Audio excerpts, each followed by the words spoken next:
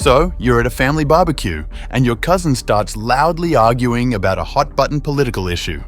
You couldn't disagree more, but you also don't want to ruin the mood. What do? This is where the power of finding common ground comes in.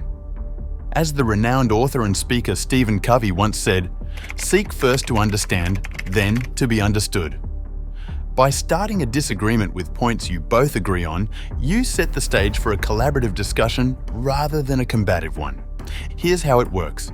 Before you even begin to express your disagreement, try to find two things that you and the other person both believe to be true.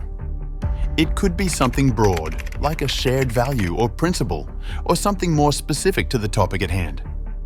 For instance, consider a scenario where you're discussing the role of social media in society with a friend who believes that platforms like Facebook and X should be heavily regulated or even banned.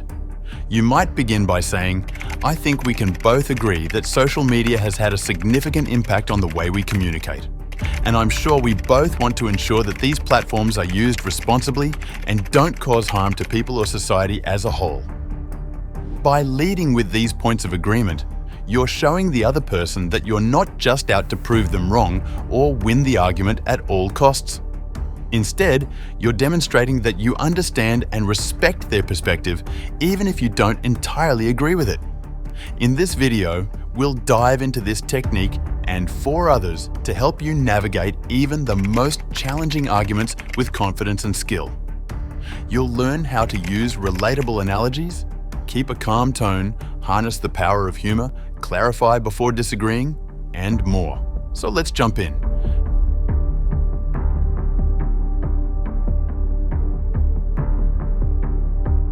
Have you ever struggled to explain a complex idea or concept to someone only to have them stare back at you with a blank expression? It can be frustrating, especially when you're trying to convince them to see things from your perspective. That's where analogies come in. By comparing the situation at hand to something that the other person is already familiar with and agrees with, you can help them understand your point of view in a way that resonates with them. Now, let's say you're debating with a friend about whether schools should have dress codes. They're adamantly against the idea, but you think they serve a purpose. How can you bridge the gap? One approach is to use an analogy that's directly related to their interests. For example, if your friend is a big sports fan, you might say something like, "I get that you don't like the idea of restricting what students can wear. But think about how sports teams have uniforms to create a sense of unity and minimize distractions on the field. In a way, dress codes aim to do the same thing in the classroom."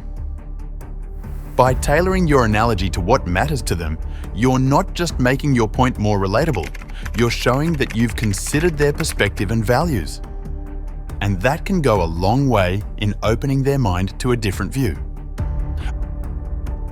Have you ever been in an argument where the other person starts raising their voice, getting defensive, or even throwing out personal attacks? It's not a pleasant experience, and more often than not, it doesn't lead to a productive conversation. That's because when we feel attacked or threatened, our natural instinct is to go into fight or flight mode. We become less receptive to new ideas and more focused on defending ourselves or proving the other person wrong. So, if you want to win an argument against a stubborn person, it's crucial that you maintain a calm and conversational tone throughout the discussion. This means avoiding aggressive language, sarcasm, or any kind of hostility that could put the other person on the defensive. One tip is to avoid trigger words or phrases that might come off as dismissive or judgmental, like, "That's ridiculous," or "You're not listening to me." Instead, try saying something like, "I understand why you feel that way, but have you considered?" Also, pay attention to your body language. Maintain eye contact, keep your arms uncrossed, and lean in slightly to show you're engaged and open. These non-verbal cues can help put the other person at ease and make them more receptive to your ideas. That said, even the most skilled communicators need to know when to take a breather, and that's where humor comes in. A well-timed joke or witty observation can work wonders for diffusing tension and reminding you both that there's a human behind each viewpoint. The key is to keep it light and inclusive, Steer clear of sarcasm, insults disguised as jokes, or quips that might come off as trivializing the issue. Instead, look for chances to make a relatable, self-deprecating comment or to point out a funny commonality you share. For example, if you've been arguing in circles about where to go for dinner, you might say something like, "At this rate, we might need to flip a coin," or maybe just let our stomachs choose for us. Of course, always read the room and the person. If they seem upset or the topic is particularly sensitive, it's best to save the wisecracks for another time. But in general, a little levity can go a long way. Have you ever been in an argument with someone and realized that you're not entirely sure what they're trying to say? Maybe they're using a lot of jargon or technical terms, or maybe they're just not expressing themselves very clearly. Well, that brings us to our next tip for winning an argument against a stubborn person: clarifying their perspective before disagreeing with it. It's easy to get caught up in our own ideas and opinions, especially when we feel strongly about something. But if we want to have a productive conversation, it's important that we take the time to really understand where the other person is coming from. One way to do this is by paraphrasing or summarizing their perspective back to them before responding. For example, you might say something like, "So if I'm understanding you correctly, you believe that X is the best approach because of Y and Z, is that right?"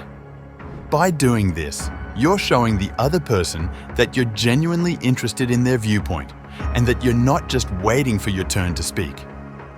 You're also giving them a chance to clarify or correct any misunderstandings, which can help to avoid unnecessary arguments or confusion.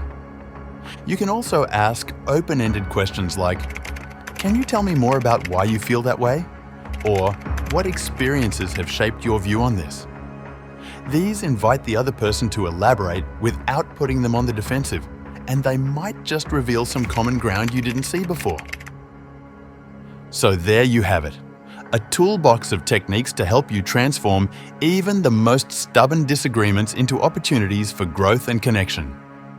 Remember, it's not about winning or losing. It's about showing up with curiosity, compassion, and a genuine desire to understand. Now, I'd love to hear from you. In the comments, share a story of a time when you used one of these approaches and how it went. What worked? What didn't? What other tips would you add? Don't forget to like and subscribe to Enunciate for more in-depth explorations of how to overcome challenging situations. Bye for now.